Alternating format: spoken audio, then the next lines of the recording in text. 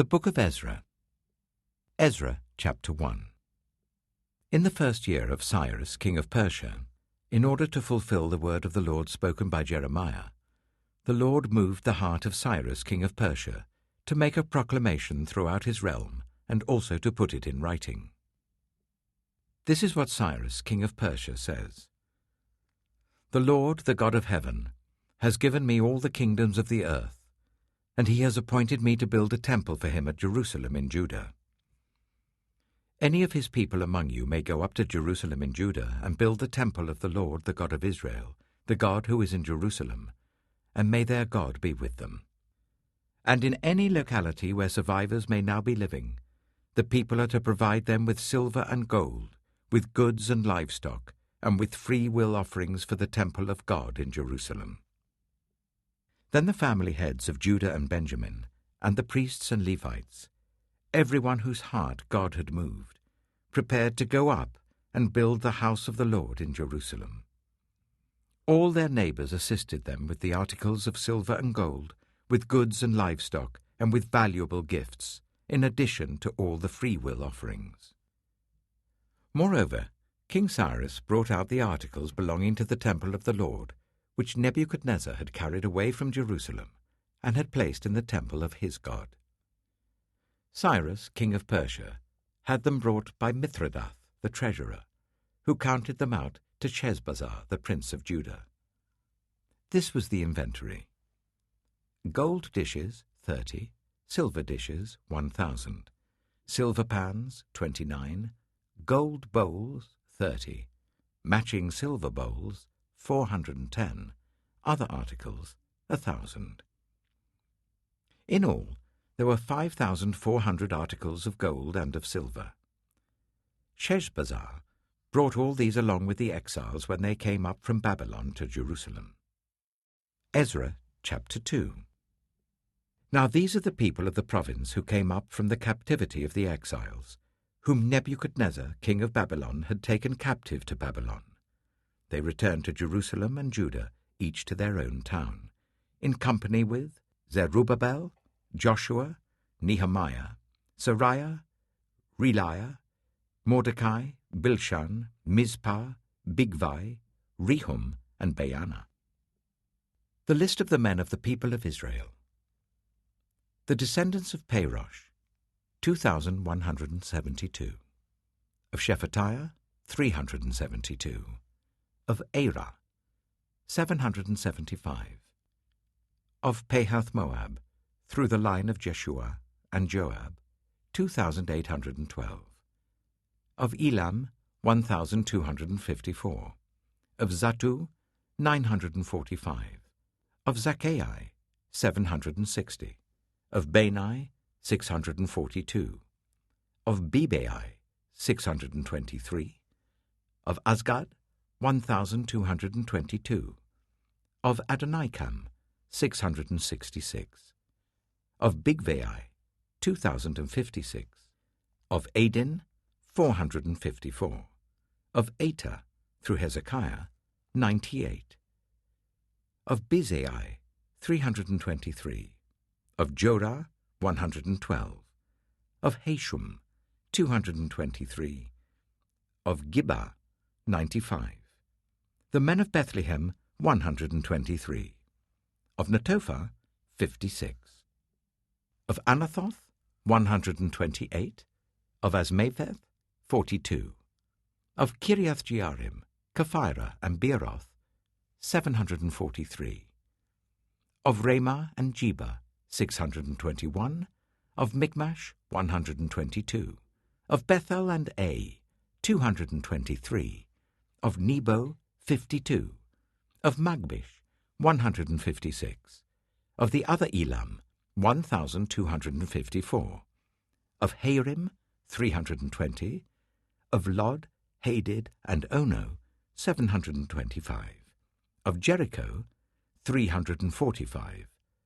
Of Seneah, 3,630. The priests. The descendants of Jediah through the family of Jeshua, 973. Of Immer, 1,052. of Pashur, 1,247, of Harim, 1,017. The Levites, the descendants of Jeshua and Kadmiel, of the line of Hodaviah, 74. The musicians, the descendants of Asaph, 128. The gatekeepers of the temple, the descendants of Shallum, Ater, Talmon, Akub, Hatita, and Shobai, 139. The temple servants, the descendants of Zihah, Hasupha, Tebaoth, Kiros, Siaha, Padan, Labana, Hagabah, Akub, Hagab, Shalmai, Hanan, Giddel, Gehar, Reiah, Rezin, Nakoda, Gazam, Uzzah, Paseah, Besai, Asna, Meunim, Nephusim, Bakbak, Hakupha, Haha, Bazlath, Mahida, Harsha, Bakos, Sisera, Tema, Nasiah, and Hatipha. The descendants of the servants of Solomon. The descendants of Sotai, Hasophireth, Peruda, Jaala, Darkon, Giddel, Shephatiah, Hatil, Pokereth, Hezebaim, and Amai. The temple servants and the descendants of the servants of Solomon, 392. The following came up from the towns of Tel Melah, Tel Harsha, Kirab, Adon, and Immer, but they could not show that their families were descended from Israel. The descendants of Deliah, Tobiah, and Nekoda, 652. And from among the priests, the descendants of Hobiah, Hakkoz, and Barzillai, a man who had married a daughter of Barzillai, the Gileadite, and was called by that name. These searched for their family records, but they could not find them, and so were excluded from the priesthood as unclean. The governor ordered them not to eat any of the most sacred food until there was a priest ministering with the Urim and Thummim. The whole company numbered 42,360, besides their 7,337 male and female slaves, and they also had 200 male and female singers. They had 736 horses, 245 mules, 435 camels, and 6,720 donkeys. When they arrived at the house of the Lord in Jerusalem, some of the heads of the families gave free will offerings towards the rebuilding of the house of God on its site. According to their ability, they gave to the treasury for this work 61,000 darics of gold, 5,000 minas of silver, and 100 priestly garments. The priests, the Levites, the musicians, the gatekeepers, and the temple servants settled in their own towns, along with some of the other people, and the rest of the Israelites settled in their towns. Ezra chapter 3. When the 7th month came, and the Israelites had settled in their towns, the people assembled together as one in Jerusalem. Then Joshua, son of Jozadak, and his fellow priests, and Zerubbabel, son of Shealtiel, and his associates, began to build the altar of the God of Israel, to sacrifice burnt offerings on it, in accordance with what is written in the law of Moses, the man of God. Despite their fear of the peoples around them, they built the altar on its foundation and sacrificed burnt offerings on it to the Lord, both the morning and evening sacrifices. Then, in accordance with what is written, they celebrated the Festival of Tabernacles, with the required number of burnt offerings prescribed for each day. After that, they presented the regular burnt offerings, the new moon sacrifices, and the sacrifices for all the appointed sacred festivals of the Lord, as well as those brought as free will offerings to the Lord. On the first day of the 7th month, they began to offer burnt offerings to the Lord, though the foundation of the Lord's temple had not yet been laid. Then they gave money to the masons and carpenters, and gave food and drink and olive oil to the people of Sidon and Tyre, so that they would bring cedar logs by sea from Lebanon to Joppa, as authorized by Cyrus, king of Persia. In the 2nd month of the 2nd year after their arrival at the house of God in Jerusalem, Zerubbabel, son of Shealtiel, Joshua, son of Jozadak, and the rest of the people, the priests and the Levites, and all who had returned from the captivity to Jerusalem began the work. They appointed Levites 20 years old and older to supervise the building of the house of the Lord. Joshua and his sons and brothers, and Kadmiel and his sons, descendants of Hodaviah, and the sons of Henadad, and their sons and brothers, all Levites, joined together in supervising those working on the house of God. When the builders laid the foundation of the temple of the Lord, the priests in their vestments and with trumpets, and the Levites, the sons of Asaph, with cymbals, took their places to praise the Lord, as prescribed by David king of Israel. With praise and thanksgiving they sang to the Lord. He is good, his love towards Israel endures forever. And all the people gave a great shout of praise to the Lord, because the foundation of the house of the Lord was laid.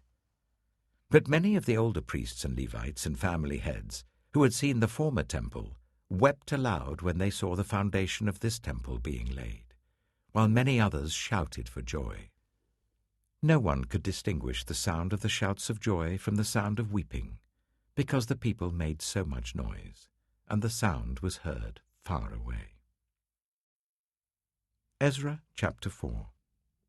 When the enemies of Judah and Benjamin heard that the exiles were building a temple for the Lord, the God of Israel, they came to Zerubbabel and to the heads of the families and said, Let us help you build, because, like you, we seek your God, and have been sacrificing to him since the time of Esarhaddon, king of Assyria, who brought us here. But Zerubbabel, Joshua, and the rest of the heads of the families of Israel answered, You have no part with us in building a temple to our God. We alone will build it for the Lord, the God of Israel, as King Cyrus the king of Persia commanded us. Then the peoples around them set out to discourage the people of Judah and make them afraid to go on building. They bribed officials to work against them and frustrate their plans during the entire reign of Cyrus king of Persia and down to the reign of Darius king of Persia. At the beginning of the reign of Xerxes, they lodged an accusation against the people of Judah and Jerusalem. And in the days of Artaxerxes king of Persia, Bishlam, Mithredath, Tabiel, and the rest of his associates wrote a letter to Artaxerxes. The letter was written in Aramaic script and in the Aramaic language. Rehum, the commanding officer, and Shimshai, the secretary, wrote a letter against Jerusalem to Artaxerxes the king as follows. Rehum, the commanding officer, and Shimshai, the secretary, together with the rest of their associates, the judges, officials, and administrators over the people from Persia, Uruk, and Babylon, the Elamites of Susa, and the other people whom the great and honorable Ashurbanipal deported and settled in the city of Samaria and elsewhere in Trans-Euphrates. This is a copy of the letter they sent him. To King Artaxerxes, from your servants, the men of Trans-Euphrates. The king should know that the people who came up to us from you have gone to Jerusalem and are rebuilding that rebellious and wicked city.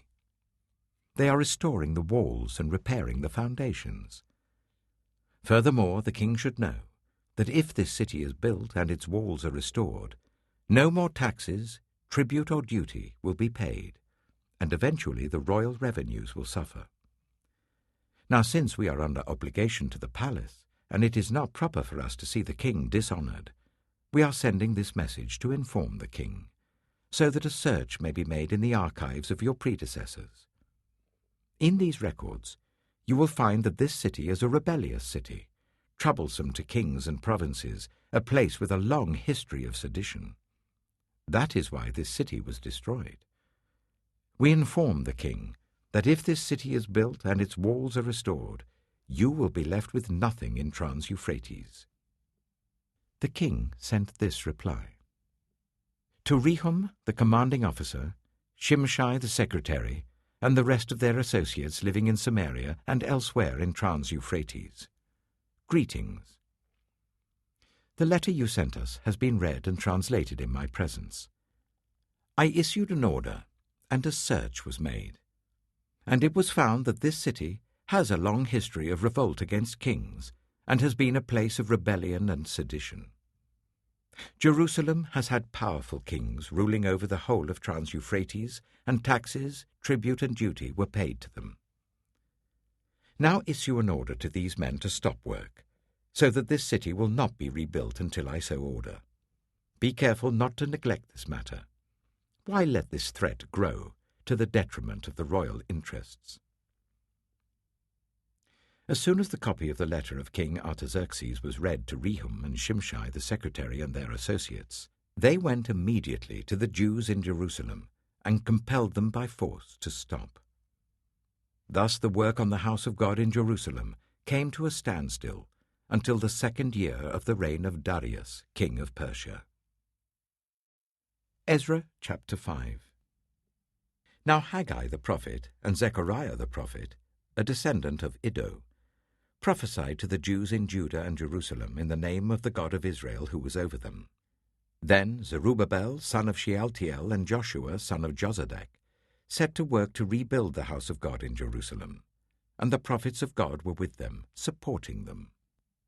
At that time, Tattenai, governor of Trans-Euphrates, and Shethar-Bozenai and their associates went to them and asked, "Who authorized you to rebuild this temple and to finish it?" They also asked, "What are the names of those who are constructing this building?" But the eye of their God was watching over the elders of the Jews, and they were not stopped until a report could go to Darius and his written reply be received. This is a copy of the letter that Tattenai, governor of Trans-Euphrates, and Shethar-Bozenai and their associates, the officials of Trans-Euphrates, sent to King Darius. The report they sent him read as follows. To King Darius, cordial greetings. The king should know that we went to the district of Judah to the temple of the great God. The people are building it with large stones and placing the timbers in the walls. The work is being carried on with diligence and is making rapid progress under their direction. We questioned the elders and asked them, "Who authorized you to rebuild this temple and to finish it?" We also asked them their names, so that we could write down the names of their leaders for your information. This is the answer they gave us. We are the servants of the God of heaven and earth, and we are rebuilding the temple that was built many years ago, one that a great king of Israel built and finished.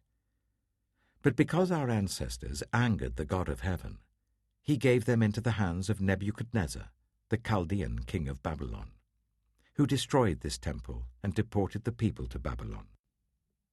However, in the 1st year of Cyrus, king of Babylon, King Cyrus issued a decree to rebuild this house of God. He even removed from the temple of Babylon the gold and silver articles of the house of God, which Nebuchadnezzar had taken from the temple in Jerusalem and brought to the temple in Babylon. Then King Cyrus gave them to a man named Sheshbazzar, whom he appointed governor, and he told him, "Take these articles and go and deposit them in the temple in Jerusalem, and rebuild the house of God on its site." So this Sheshbazzar came and laid the foundations of the house of God in Jerusalem. From that day to the present it has been under construction, but is not yet finished. Now, if it pleases the king, let a search be made in the royal archives of Babylon to see if King Cyrus did in fact issue a decree to rebuild this house of God in Jerusalem. Then let the king send us his decision in this matter.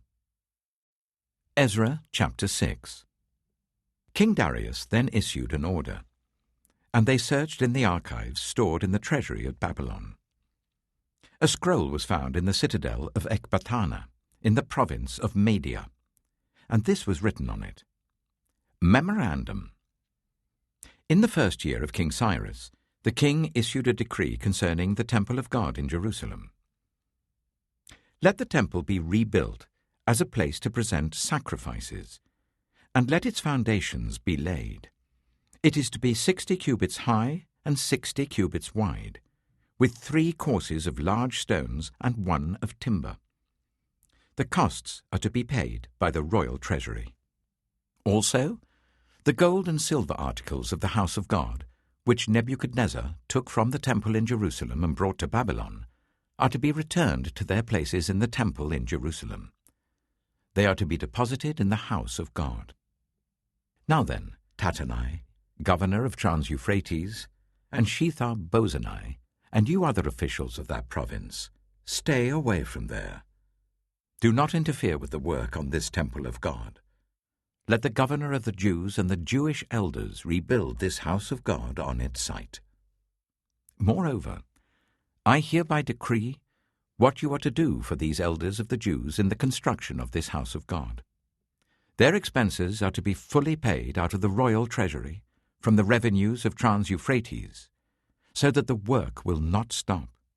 Whatever is needed, young bulls, rams, male lambs for burnt offerings to the God of heaven, and wheat, salt, wine, and olive oil, as requested by the priests in Jerusalem, must be given them daily without fail, so that they may offer sacrifices pleasing to the God of heaven and pray for the well-being of the king and his sons. Furthermore, I decree that if anyone defies this edict, a beam is to be pulled from their house, and they are to be impaled on it.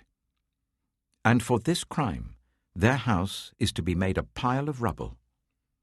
May God, who has caused his name to dwell there, overthrow any king or people who lifts a hand to change this decree or to destroy this temple in Jerusalem. I, Darius, have decreed it. Let it be carried out with diligence. Then, because of the decree King Darius had sent, Tattenai, governor of Trans-Euphrates, and Shethar-Bozenai and their associates carried it out with diligence. So the elders of the Jews continued to build and prosper under the preaching of Haggai the prophet and Zechariah, a descendant of Iddo. They finished building the temple according to the command of the God of Israel and the decrees of Cyrus, Darius, and Artaxerxes, kings of Persia. The temple was completed on the 3rd day of the month Adar, in the 6th year of the reign of King Darius. Then the people of Israel, the priests, the Levites, and the rest of the exiles, celebrated the dedication of the house of God with joy. For the dedication of this house of God, they offered 100 bulls, 200 rams, 400 male lambs, and, as a sin offering for all Israel, 12 male goats, one for each of the tribes of Israel. And they installed the priests in their divisions and the Levites in their groups for the service of God at Jerusalem, according to what is written in the book of Moses. On the 14th day of the 1st month, the exiles celebrated the Passover. The priests and Levites had purified themselves and were all ceremonially clean. The Levites slaughtered the Passover lamb for all the exiles, for their relatives the priests, and for themselves. So the Israelites who had returned from the exile ate it, together with all who had separated themselves from the unclean practices of their Gentile neighbors, in order to seek the Lord, the God of Israel. For 7 days they celebrated with joy the festival of unleavened bread, because the Lord had filled them with joy by changing the attitude of the king of Assyria, so that he assisted them in the work on the house of God, the God of Israel. Ezra chapter 7. After these things, during the reign of Artaxerxes, king of Persia, Ezra, son of Sariah, the son of Azariah, the son of Hilkiah, the son of Shallum, the son of Zadok, the son of Ahitub, the son of Amariah, the son of Azariah, the son of Meraioth, the son of Zerahiah, the son of Azai, the son of Bukai, the son of Abishua, the son of Phinehas, the son of Eleazar, the son of Aaron, the chief priest. This Ezra came up from Babylon. He was a teacher, well versed in the law of Moses, which the Lord, the God of Israel, had given. The king had granted everything he asked, for the hand of the Lord his God was on him.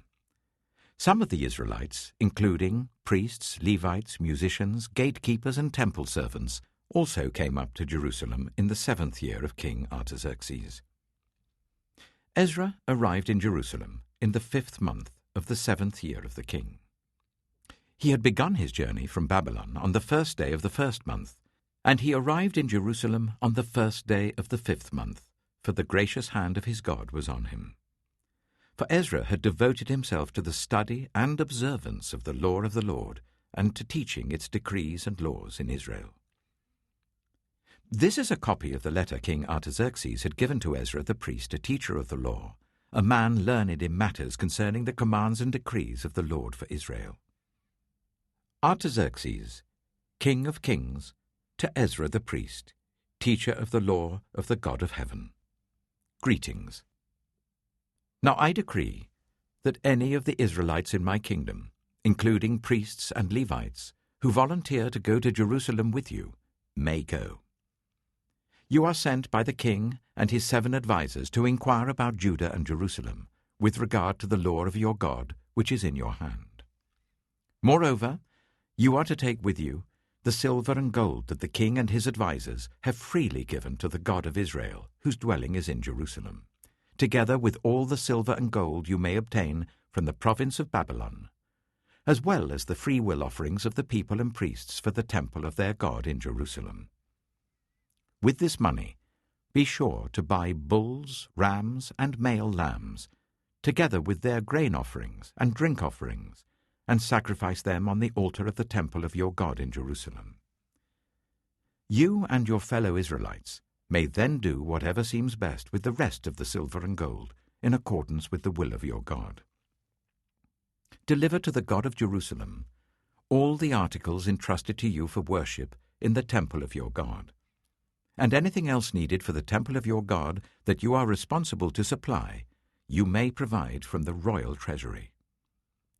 Now I, King Artaxerxes, decree that all the treasurers of Trans-Euphrates are to provide with diligence whatever Ezra the priest, the teacher of the law of the God of heaven, may ask of you, up to 100 talents of silver, 100 cores of wheat, 100 baths of wine, 100 baths of olive oil and salt, without limit. Whatever the God of heaven has prescribed, let it be done with diligence for the temple of the God of heaven. Why should his wrath fall on the realm of the king and of his sons? You are also to know that you have no authority to impose taxes, tribute, or duty on any of the priests, Levites, musicians, gatekeepers, temple servants, or other workers at this house of God. And you, Ezra, in accordance with the wisdom of your God which you possess, appoint magistrates and judges to administer justice to all the people of Trans-Euphrates, all who know the laws of your God. And you are to teach any who do not know them. Whoever does not obey the law of your God and the law of the king must surely be punished by death, banishment, confiscation of property, or imprisonment. Praise be to the Lord, the God of our ancestors, who has put it into the king's heart to bring honor to the house of the Lord in Jerusalem in this way, and who has extended his good favor to me before the king and his advisers, and all the king's powerful officials. Because the hand of the Lord my God was on me, I took courage and gathered leaders from Israel to go up with me. Ezra chapter 8. These are the family heads and those registered with them, who came up with me from Babylon during the reign of King Artaxerxes. Of the descendants of Phinehas, Gershom. Of the descendants of Ithamar, Daniel. Of the descendants of David, Hattush. Of the descendants of Shechaniah. Of the descendants of Parosh, Zechariah, and with him were registered 150 men. Of the descendants of Pahath-Moab, Eli-Ehoenai, son of Zechariah, and with him 200 men. Of the descendants of Zattu, Shechaniah, son of Jehaziel, and with him 300 men. Of the descendants of Adin, Ebed, son of Jonathan, and with him 50 men. Of the descendants of Elam, Jeshiah, son of Ataliah, and with him 70 men. Of the descendants of Shephatiah, Zebediah, son of Michael, and with him 80 men. Of the descendants of Joab, Obadiah, son of Jehiel, and with him 218 men. Of the descendants of Bani, Shelomith, son of Josephiah, and with him 160 men. Of the descendants of Bebai, Zechariah, son of Bebai, and with him 28 men. Of the descendants of Azgad, Johanan, son of Hakatan, and with him 110 men. Of the descendants of Adonikam, the last ones whose names were Eliphalet, Jeuel, and Shemaiah, and with them 60 men. Of the descendants of Bigvai, Utai, and Zaccur, and with them 70 men. I assembled them at the canal that flows towards Ahava, and we camped there 3 days. When I checked among the people and the priests, I found no Levites there. So I summoned Eleazar, Ariel, Shemaiah, Elnathan, Jarib, Elnathan, Nathan, Zechariah, and Meshullam, who were leaders, and Joiarib and Elnathan, who were men of learning. And I ordered them to go to Iddo, the leader in Cassiphia. I told them what to say to Iddo and his fellow Levites, the temple servants in Cassiphia, so that they might bring attendance to us for the house of our God. Because the gracious hand of our God was on us, they brought us Sherebiah, a capable man from the descendants of Mahli, son of Levi, the son of Israel, and Sherebiah's sons and brothers, 18 in all. And Hashabiah, together with Jeshiah, from the descendants of Merari, and his brothers and nephews, 20 men in all. They also brought 220 of the temple servants, a body that David and the officials had established to assist the Levites. All were registered by name. There, by the Ahava canal, I proclaimed a fast, so that we might humble ourselves before our God and ask him for a safe journey for us and our children with all our possessions. I was ashamed to ask the king for soldiers and horsemen to protect us from enemies on the road, because we had told the king, "The gracious hand of our God is on everyone who looks to him, but his great anger is against all who forsake him." So we fasted and petitioned our God about this, and he answered our prayer. Then I set apart 12 of the leading priests, namely Sherebiah, Hashabiah, and 10 of their brothers, and I weighed out to them the offering of silver and gold and the articles that the king, his advisers, his officials, and all Israel present there had donated for the house of our God. I weighed out to them 650 talents of silver, silver articles weighing 100 talents, 100 talents of gold, 20 bowls of gold, valued at 1,000 dareks, and 2 fine articles of polished bronze as precious as gold. I said to them, "You, as well as these articles, are consecrated to the Lord. The silver and gold are a free will offering to the Lord, the God of your ancestors. Guard them carefully until you weigh them out in the chambers of the house of the Lord in Jerusalem before the leading priests and the Levites and the family heads of Israel." Then the priests and Levites received the silver and gold and sacred articles that had been weighed out to be taken to the house of our God in Jerusalem. On the 12th day of the first month, we set out from the Ahava canal to go to Jerusalem. The hand of our God was on us, and he protected us from enemies and bandits along the way. So we arrived in Jerusalem, where we rested 3 days. On the 4th day, in the house of our God, we weighed out the silver and gold and the sacred articles into the hands of Meremoth, son of Uriah the priest. Eleazar, son of Phinehas, was with him, and so were the Levites, Jozabad, son of Jeshua, and Nohadiah, son of Binnui. Everything was accounted for by number and weight, and the entire weight was recorded at that time. Then the exiles, who had returned from captivity, sacrificed burnt offerings to the God of Israel.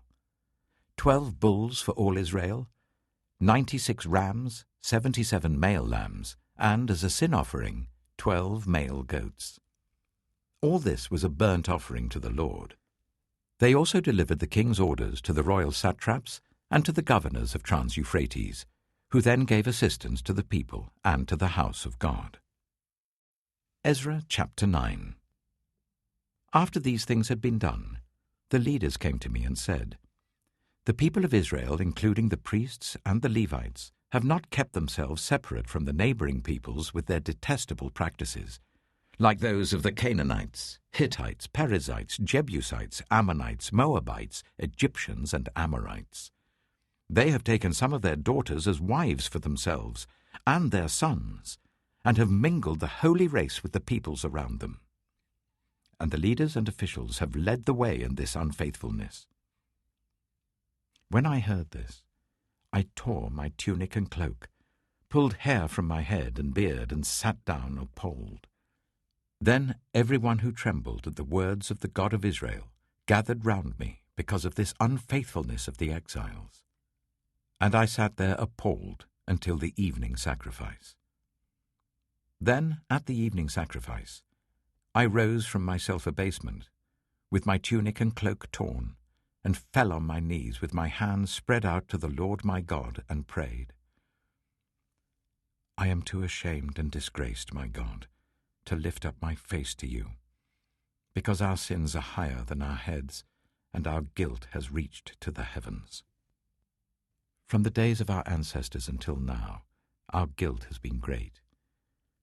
Because of our sins, we and our kings and our priests have been subjected to the sword and captivity, to pillage and humiliation at the hand of foreign kings, as it is today. But now, for a brief moment, the Lord our God has been gracious in leaving us a remnant and giving us a firm place in his sanctuary. And so our God gives light to our eyes and a little relief in our bondage. Though we are slaves, our God has not forsaken us in our bondage. He has shown us kindness in the sight of the kings of Persia. He has granted us new life to rebuild the house of our God and repair its ruins. And he has given us a wall of protection in Judah and Jerusalem. But now, our God, what can we say after this? For we have forsaken the commands you gave through your servants the prophets, when you said, "The land you are entering to possess is a land polluted by the corruption of its peoples. By their detestable practices they have filled it with their impurity, from one end to the other. Therefore do not give your daughters in marriage to their sons, or take their daughters for your sons. Do not seek a treaty of friendship with them at any time, that you may be strong and eat the good things of the land, and leave it to your children as an everlasting inheritance." What has happened to us is a result of our evil deeds and our great guilt. And yet, our God, you have punished us less than our sins have deserved, and have given us a remnant like this. Shall we then break your commands again, and intermarry with the peoples who commit such detestable practices? Would you not be angry enough with us to destroy us, leaving us no remnant or survivor? Lord, the God of Israel, you are righteous. We are left this day as a remnant. Here we are before you in our guilt, though because of it not one of us can stand in your presence. Ezra chapter 10.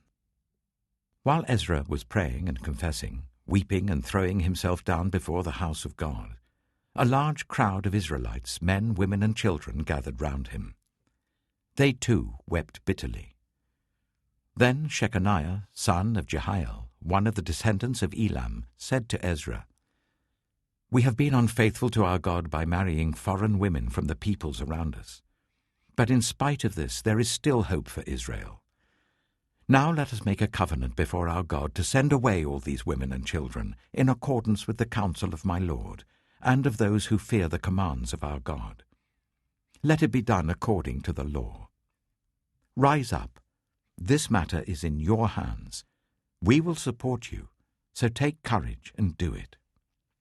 So Ezra rose up and put the leading priests and Levites and all Israel under oath to do what had been suggested. And they took the oath. Then Ezra withdrew from before the house of God and went to the room of Jehohanan, son of Eliashib.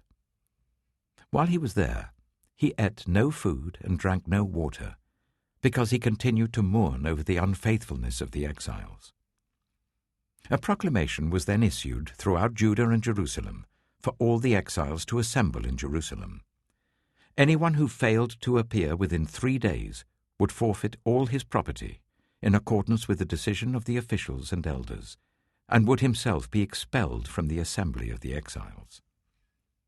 Within the 3 days, all the men of Judah and Benjamin had gathered in Jerusalem. And on the 20th day of the 9th month, all the people were sitting in the square before the house of God, greatly distressed by the occasion and because of the rain. Then Ezra the priest stood up and said to them, "You have been unfaithful. You have married foreign women, adding to Israel's guilt. Now honor the Lord, the God of your ancestors, and do his will. Separate yourselves from the peoples around you and from your foreign wives." The whole assembly responded with a loud voice, "You are right. We must do as you say. But there are many people here, and it is the rainy season, so we cannot stand outside.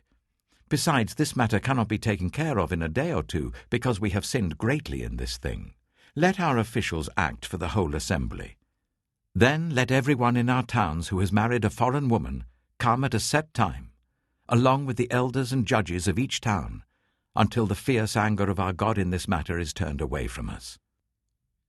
Only Jonathan, son of Asahel, and Jezahiah, son of Tikvah, supported by Meshullam and Shabbatai the Levite, opposed this.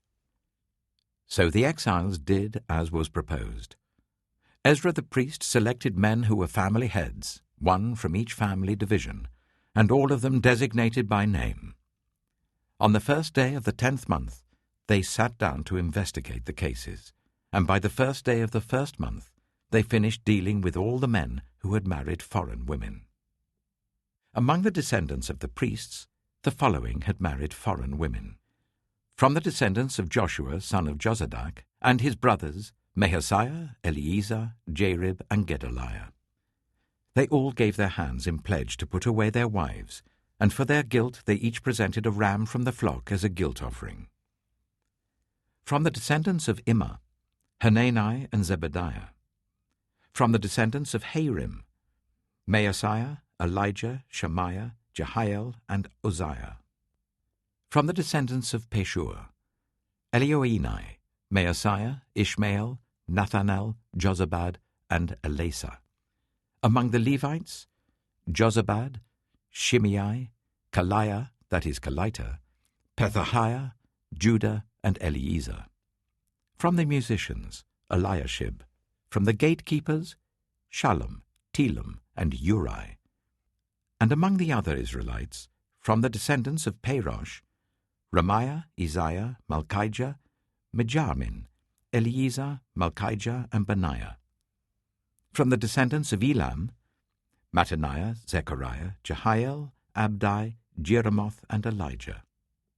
From the descendants of Zattu, Elioenai, Eliashib, Mattaniah, Jeremoth, Zabad, and Aziza.